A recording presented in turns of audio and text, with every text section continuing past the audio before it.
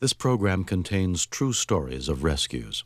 All of the 911 calls you will hear are real. Whenever possible, the actual people involved have helped us reconstruct the events as they happened.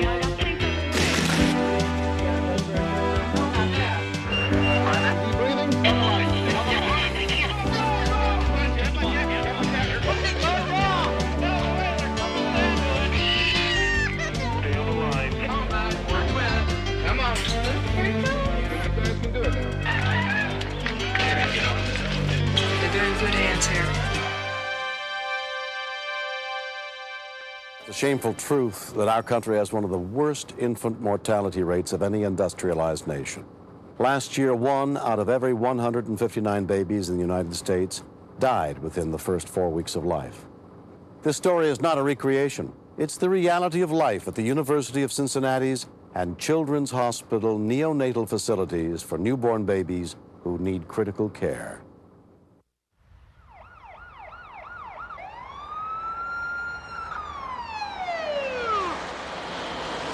A 7 months pregnant woman is being rushed to University Hospital. Baby girl right here, a baby girl.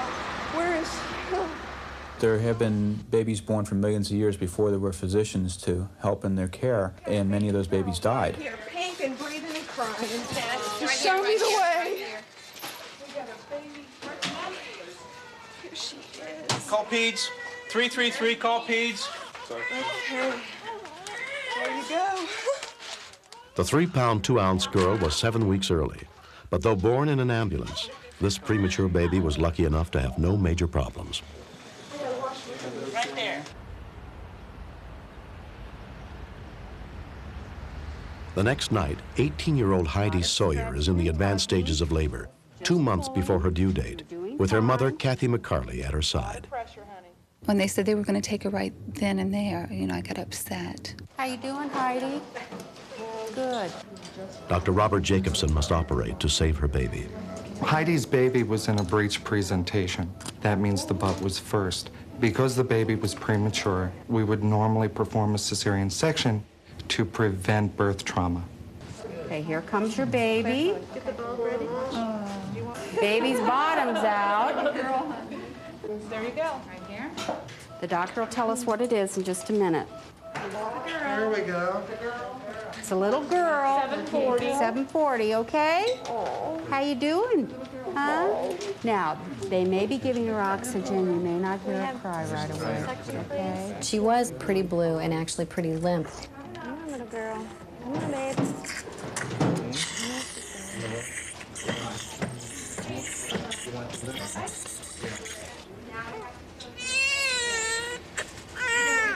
A crying baby is a baby that's breathing, and that's always a real welcome sign. Do you have a name for her? Yeah. What is it? Destiny Renee. Destiny Renee. Very pretty. Premature babies will often do well for the first few minutes or so and then develop more respiratory distress. You know that their lungs aren't mature. We've given you some medicine. It was really hard because I wanted to hold her. I wanted her close to me. Now, the pediatricians are going to take her to the nursery. I didn't know what to think, if she was okay or not.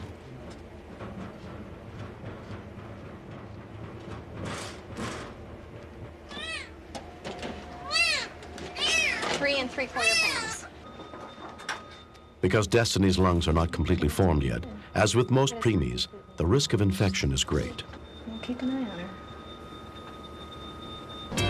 When we continue, you just want to do your best because here is someone's child and they need you, and you want to do everything that you can and that you've been trained to do.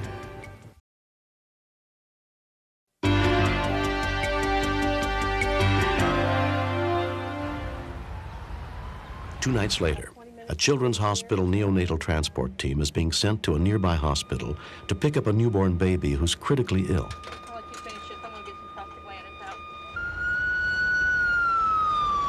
Your adrenaline's flowing, and you just want to do your best because here is someone's child, and they need you. And you want to do everything that you can and that you've been trained to do to save their life. We arrived to find a very sick infant. It was a widespread systemic infection. When was the platelet count? Before the baby is transported, Dr. Maria Cruz has to explain the one-day-old boy's situation to his parents, Robert and Karen Hirth.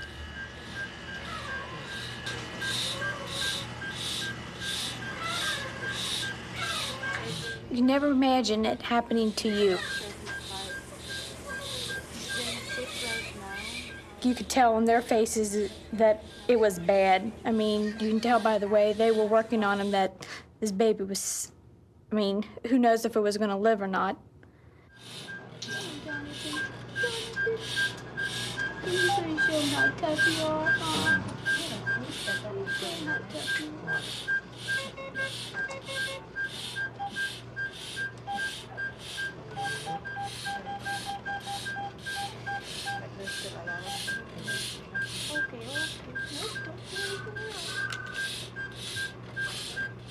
It's so painful because you can see the parents who love the baby so much suffer through everything.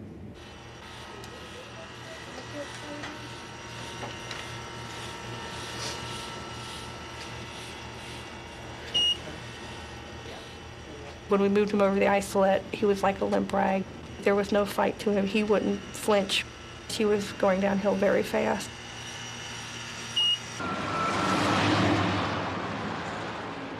He definitely needed extreme critical care. I was afraid that, you know, he might arrest en route back. Ready? It was a pretty smooth turnover, getting him into his own bed. You have to find out what kind of infection the baby is suffering from so that you know what kind of medication to give to this baby.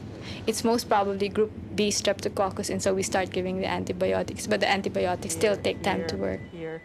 The baby's father, Robert, has driven over immediately to be close to his son. Does he have a name yet? Jonathan. Jonathan? That's great. Is this your first? Yeah. Oh, well, congratulations. Well, you're going through a lot already. Yeah. There's always a hope, and that's what keeps most parents going.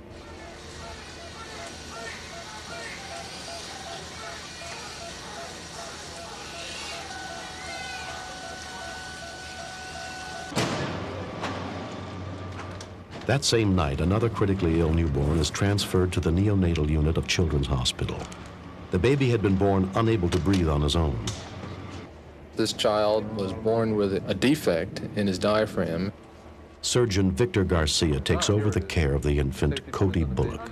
When you have a defect there, those organs that are normally in the abdomen can find their way up into the chest, and it interferes with the development of the lung. One has to do an emergency procedure, otherwise that child will suffer a premature death. Cody's father, Jason, is allowed to see his baby just before he's taken into surgery. I was thinking that this can't be happening. Oh, geez, is he gonna live, you know? How's he gonna be if he does make it? You know, what's really wrong with him? The thoughts are running wild through your head. Gently. You're dealing with tissues that are extraordinarily fragile. You're dealing with infants who are very delicate. And the threshold between a good result and a bad result is a very low one. Here we are. It's a big defect, ladies and gentlemen. We're going to just very delicately free this up, okay? Very gently now so we don't tear that liver. That's where the hole was. Now it's all closed up. This is just a beginning. Even though we fixed this part, it's still yet to be determined whether the lungs are developed enough so that the baby will be able to breathe on his own. So even though he looks okay now, we have yet to see.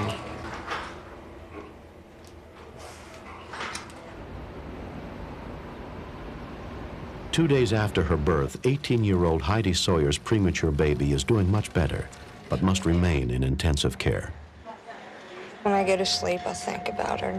I think about how her life will be when she comes home. And I want it to happen now instead of waiting. I want to get her home. I just hope that she lives a normal life. I love her. I know when I get her home, I won't put her down.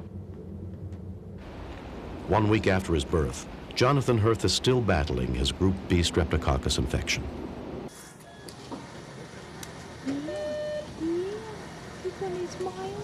Jody, Mrs. Jordan is on band 0. His parents refuse to give up hope. Yeah, you're going to smile, aren't you? Yeah. You going to wake up? You going to wake up? You going to wake up?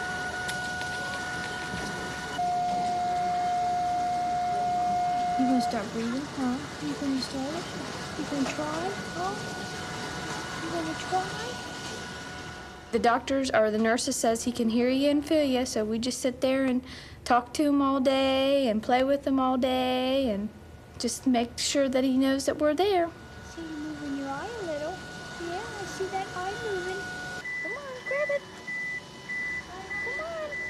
Just let him know we're there and we care for him, and hopefully he'll respond a lot better, knowing that he's got some loving parents waiting for him to come through. The next day, Dr. Jonathan Wispay gives Karen an update on her son, Jonathan. What they had feared most has happened. Group B, streptococcus, it's an infection that starts in the lungs, goes to the blood, and frequently goes to the brain, and that's what it has done in this baby. The meningitis is what could do it, man, basically, yeah. You know, babies who get Group B strep meningitis, which is the infection he's got, probably half of them have some permanent kind of consequences from it. Down the hall, Angela and Jason Bullock look in on their 8-day-old son, Cody, who's slowly recovering from the surgery to repair his diaphragm. It reassures you when you go in and you see him and he wakes up or something, or he cries or anything. You just notice each little thing. That was cute. That was cute.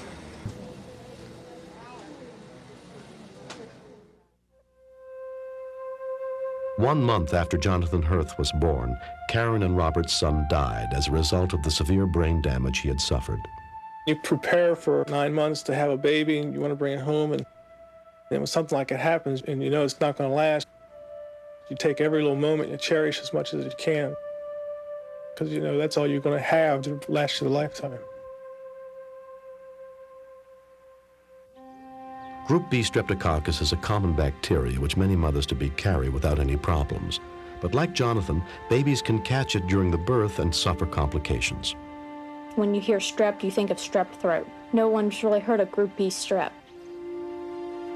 It's just a simple urine test to be tested for Group B strep. We want to let the mothers and fathers know about the disease so they can ask their doctor about it.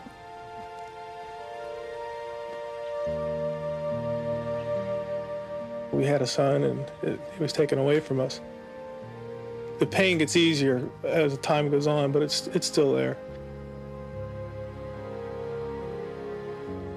He was my first. He will always be my first. The other kids that we will have, they will know that they have a little angel up in heaven. I'll never forget him. A few days after her original due date, Destiny Renee Sawyer finally went home. Although she was born 7 weeks premature, she's now a healthy baby girl. They took good care of Destiny. She's just a joy. I'm glad to have her home. Watching her grow up makes me happy. She does a lot of things that'll amaze a person.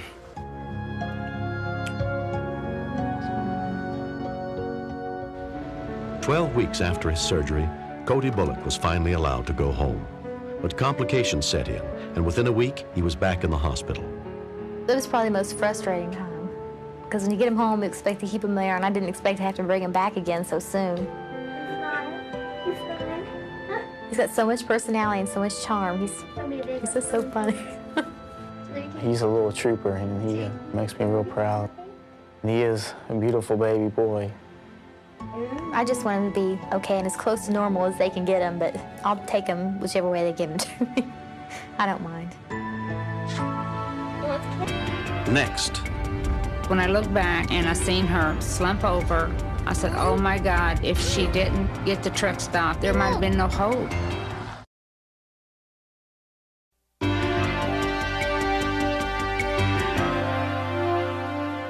On the afternoon of July 9th, 1991, in Evansville, Indiana, 27-year-old Lori Sellner was involved in a minor rear-end collision on her way downtown to meet her mother, Tanya Deffendahl.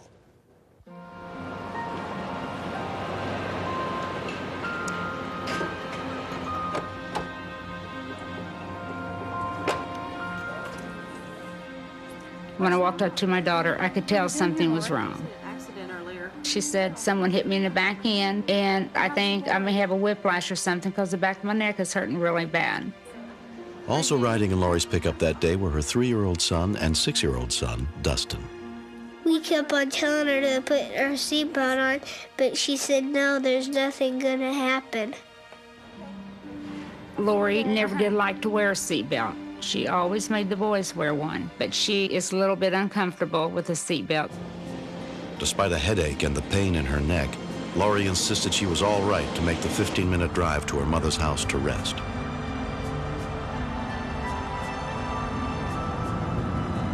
Mom, are you okay? She motioned for me to come up there, so I pulled up beside her. What's wrong? There's something wrong with my tire! Well, let me pull in front, I can check them out.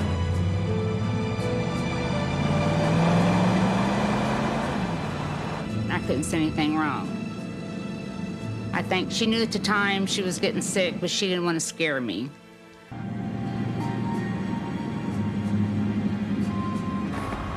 Mom, get up. When I looked back and I seen her slump over, I said, oh my God, if she didn't get the truck stopped in time, there might have been no hope for all three of them.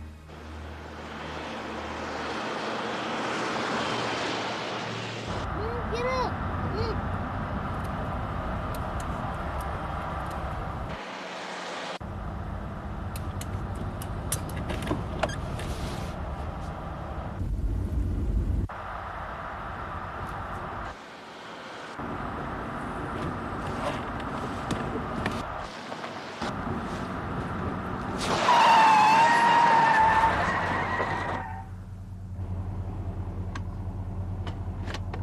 When she fell over, I had teardrops going down my eye because I thought my mommy was dying.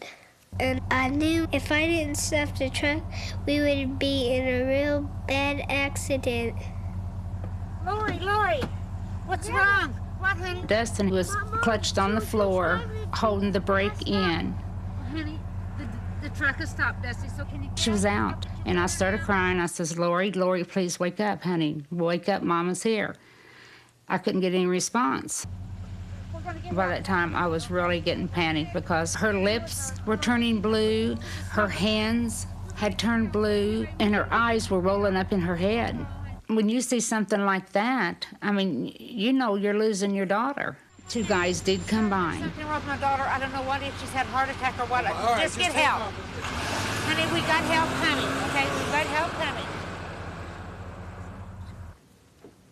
The men drove to the nearest house where Gene Gillis lived.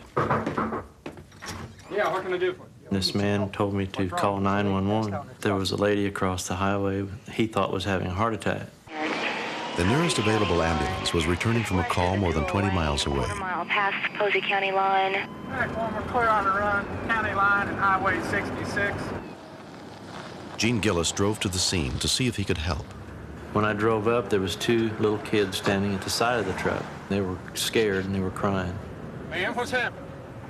I don't know. The older woman was very upset, so I told her to gather up the kids and get them off to the side of the highway. So I just held her in the same position and tried to hold her still then. All right.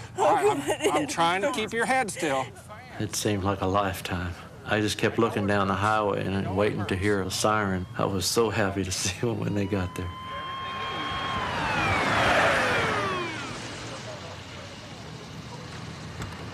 Within 12 minutes of the call, paramedic Steve Hoflinger and his partner arrived on the scene. Complaining of neck pain, keeps passing out. All right, her name's Lori. Anytime you have a patient in an auto accident complaining of neck pain, you have to be extremely careful because one wrong move and you paralyze the patient for life. Lori was hospitalized with whiplash and a concussion and later released. Everyone at the scene was surprised to learn that it was Dustin who had stopped the truck. I had 5 children of my own, and they're all very smart kids, but I just never ran into a 6-year-old child that could do that before. He really did a good job. 6-year-old Dustin Sellner's whole family is grateful for what he did that day. In their eyes, he will always be a hero. When I first realized and heard everything that Dusty had done, I thought, this kid's really level-headed. We might not be here today if he hadn't been so quick and so fast, and he's just a smart boy. I'm proud. I didn't get to read. Oh, okay, I'm sorry. J is for? J is for jack-o'-lantern. The moral of the story is always wear your seatbelt. If you're in an accident, stop, get help. Don't keep driving, because, you know, you might not have that second chance. What's K for? That's Mommy's favorite word. What's K? No, what starts with a K that one? Kisses. I'm glad that my mommy's okay because I love my mommy. Okay, you want to give Mommy another kiss? Because you love me?